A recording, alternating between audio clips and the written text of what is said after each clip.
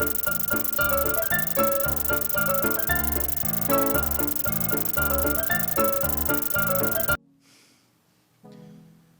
you would think if you saw this movie once, then the second time you wouldn't see nothing crazy, but I tell you what, I found more stuff.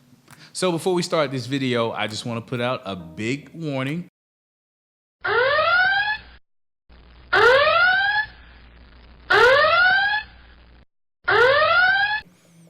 This is a spoiler-filled video, so if you haven't watched Todd Phillips' Joker, then I suggest you jump in your car, hop on your motorcycle, skateboard, bicycle, walk, take the bus, train, scooter, Uber, or Lyft, and get down to your local cinema and check out this awesome film. As you saw in my last film, I gave it a masterpiece, so it's good. But now we're gonna talk about some of the subjects in the film, seeing if you've watched it before, okay?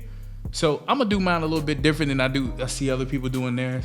But I'm gonna get right to the meat of the matter. I'm gonna get to the questions that I really think people are like, what the heck is going on?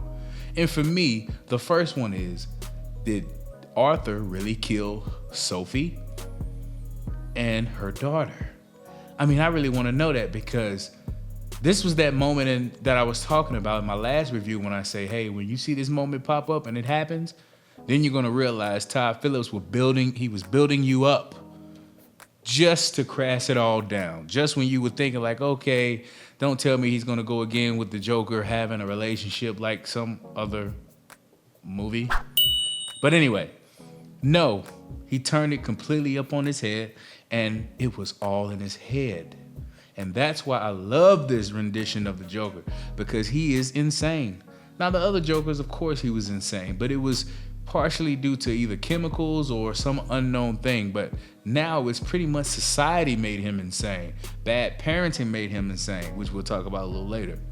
But did he kill Sophie and her daughter? Because if he did, then this is that moment that I was expressing from my last video, where when you saw Walter White do something very horrible, he was like, you know what? I just hope you freaking die. It was just an evil.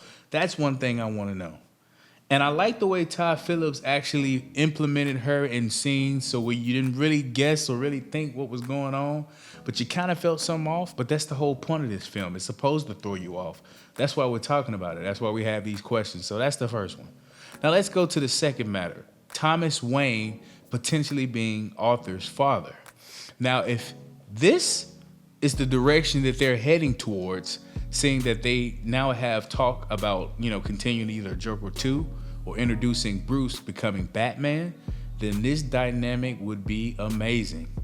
It would be amazing for a couple of reasons. First of all, it would kind of explain I ain't gonna say romantic, but the obsessive relationship that the Joker and the Batman has, because the Batman is pretty much made by Joker and Joker is made by Batman. And that would also explain why, even though he is always trying to attack Batman, he never really wants to kill him, okay? So if this is a dynamic that they're heading towards, I think it's awesome. But you also have to say to yourself, okay, so Penny Fleck, Arthur's mom, said, hey, me and your son need to make sure we're going through this. You have to look at it from another angle and say, well, he is rich, and most rich, privileged fucks, maybe he altered the records to make her appear to be crazy, and Arthur is his son. But that's the great thing about this film. Todd Phillips had a great way of leaving you in wondering, like, is he, isn't he? And that's why we're talking about it. So that's something, Todd Phillips, if you can just kind of elaborate, but maybe not, because the Joker is wrapped in enigma, and that's what makes him, yeah. Anyway, so is Arthur the son of Thomas Wayne? That would be an interesting dynamic. All right, next one. So let's go to the scene that we all was like, whoa, he's the Joker. And that's when he met, Murray on the Murray Show. When he came out, you saw his confidence, his swagger. He had it, because this was the first time in his life that he was free. And he even stated that on the stage when he said, hey, nothing can hurt me anymore. And you saw it in his mannerisms, just everything. Now, initially, as you go back and you look at this scene, Todd built you up to think that he was going to murder himself, because I think the quote was something like, "I hope my death makes more sense than my life." It was supposed to be a joke, and he was supposed to blow his brains out. But I guess in the time transpiring between Eddie and Arthur, he realized, like, you know what? Eddie ain't no different than all the other peoples in my life who just trashed on me and ridiculed me and picked on me and made fun of me and poked at me and lied to me and hurt me. So he hasta la vista baby in his face. And that was a moment where a lot of people in the movie theater got up and walked out. But to me, that is when he became the Joker, because he no longer cared about the consequences as the Joker from the comic books don't. He's completely insane. He doesn't care whether he lives. He doesn't care whether he dies. He doesn't care whether it's something for him. He doesn't care whether it's something against him. That was an awesome scene on the actual television show. It's very powerful, okay? So now we're going to go to Arthur's mother, Penny Fleck. Now, let's just face it, guys. She deserved to die. When Arthur read the medical records, he saw that the mom was responsible for physically abusing him. Maybe some other abuse happened, we don't know. And letting the boyfriend abuse him, you know. I think the file said he was chained to a radiator. So, yeah, probably if you get treated like that, and plus you're getting treated like crap every day, you probably would turn out a bit crazy. But once again, back to my aforementioned point, did Thomas Wayne manufacture that? We have no way of knowing, because the Joker offed his mom as she needed to be. But the funny thing is, or the weird thing would be, is what if she didn't? What if that was all manufactured and he killed an innocent woman? The point is, it's supposed to leave you questioning everything that you saw. It's supposed to leave you into a mystery, an enigma, all right? So that's that point. Now let's just get to the guy who the Joker stabbed, the clown that he used to work with. If you watch the film again, during that scene where he's offering Arthur, like, hey, you need this gun, you know, it can protect you. In the background, they're playing that song, Everybody Plays the Fool. And I'm sitting there saying to myself, like, man, that is an excellent placement to place in this scene, because subconsciously I picked it up, and I wasn't even trying to pick it up this time, but I heard it. So Arthur was foolish. You know, this was the time where he, you know, trusted too many people, and he just thought, well, you know, if I just keep my head down and keep going. No. And him being placed with that weapon was his first time of getting power, right? Let's go to the subway scene when he killed those 3 rich spoiled brats.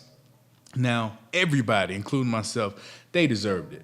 But at the same time, you just can't go around murdering people, right? So this was the first time I felt that Arthur felt he had power. He was finally in control over his life. And like any other serial killer or crazy person, the first is the hardest, and he did 3. And he walked one man down and shot him cold-blooded after he was defending himself, right? But even in this, Todd Phillips make you feel for Arthur, because shortly before he kills these guys, they're heckling a woman, and Arthur kind of looks at her like, hey, I'm about to distract them so you can get out. So it was still some reminiscent part of good in him in this scene. All right, let's go to the stairs. Whenever he would walk up the stairs, his posture was off. He was slumping. He looked, you know, distraught, tired. I hate life. But when he was coming down those stairs in his full Joker attire, for the first time in his life, I think he was free. And the staircases, I believe he was trying to show Arthur has descended into madness. He has finally understood that he is meant to be this person. And on the television show, when he shot Murray, that's when he became the Joker. All right, let's get to the part to where after they were taking him to prison, one of his cronies knocks the car down, knocks the police car out, and the Joker gets out. He comes to. He looks at all the people, and then he turns around. He notices blood on his nose, and he does the famous blood smile, and he turns around in adoration of all his fans and followers. And at that moment, he was the Joker. Arthur Fleck died, and he finally found that one thing that he's always been craving: acceptance. You know, people accepting him, people cheering for him. But the crazy thing about him, he wasn't even planning it. It just kind of happened, chaos. All right, let's go to Bruce and his parents. It's an interesting dynamic that the chaos from these riots came, and it essentially ended in the life of Thomas and Martha Wayne being killed. But what I liked about this is they didn't have the Joker do it. They had just a random person who, said to him, "You get what you deserve." Kind of like what Joker said to Murray, "You get what you fucking deserve." So everybody was touched in this film due to the Joker's maniacal madness. He made all these fans from the people who probably felt like he felt. All right. And going into if they do make a Batman movie, maybe this is an interesting dynamic that they may do to show like, hey, what if Batman started to think like, you know what, these people aren't that bad. They're stealing because they need food. They're robbing because they don't got no money to provide for their food. So will they give Batman a conflict? And will Batman have mental issues seeing that he saw his parents die in front of him? Will he struggle with that also? Trying to ride the line, as they say. But yeah, Joker to me, this movie, before I wrap up, says a lot about society and how we should kind of notice things. Not trying to get political, just saying it puts an eye on things. But I will say this movie is nowhere near as bad as like Taxi Driver, any Hostel that you've ever watched. This movie is kind of like PG-13 compared to that. But I think what really, unnerves people about this film is the realistic approach to it. Christopher Nolan had a realistic approach to the Joker and Batman, but this one, in my opinion, is even more real, right? So there you have it. That's my spoiler-filled review. Did Sophie really die? Is Arthur Thomas Wayne's son, which would make him Bruce Wayne's older brother, which would be crazy. Was Penny lying about everything? Did Thomas doctor the files to make him lying? Oh, and the biggest thing, I forgot the ending. Was it all in his head? Because we saw an instance where he imagined an entire skit with Ed Murray, and we know it was false. So there is no empirical way to know whether or not he was there, if any of this happened, or did he imagine it at all? Maybe in his imagination, he was this Joker, this powerful person, and maybe who he is inspires the new Joker. The point is, Todd Phillips did an excellent job. That's why we're sitting here talking about it. Get out there to the theaters, watch Joker. Coming up next on my reviews will be Gemini Man, what I liked about it, what I didn't, okay? So there you have it. I'm out.